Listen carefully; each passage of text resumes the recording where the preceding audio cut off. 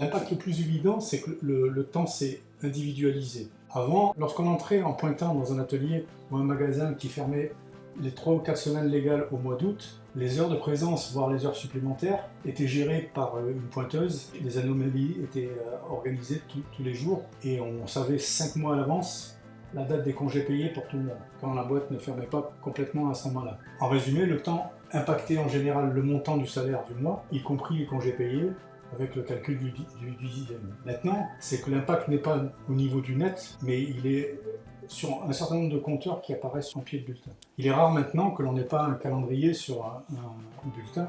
L'individualisation, c'est les congés ou les RTT qui sont posés par demi-journée la veille pour le lendemain, laissant peu de chance au manager de les refuser, sauf à avoir une raison vraiment impérieuse, sans compter le collaborateur qui veut annuler son congé le jour même. Du coup, il est nécessaire de déployer des systèmes où chacun va pouvoir exercer ses droits à congé, d'autant plus qu'avec le développement des services, l'unité de lieu dans laquelle on rentrait tous ensemble pour travailler tous au même endroit n'existe plus. Le télétravail accélère encore ce besoin d'enregistrer et de qualifier des temps qui ne sont pas forcément des temps d'absence, et pour les afficher soit en pied de bulletin, soit dans des compteurs, dans une interface.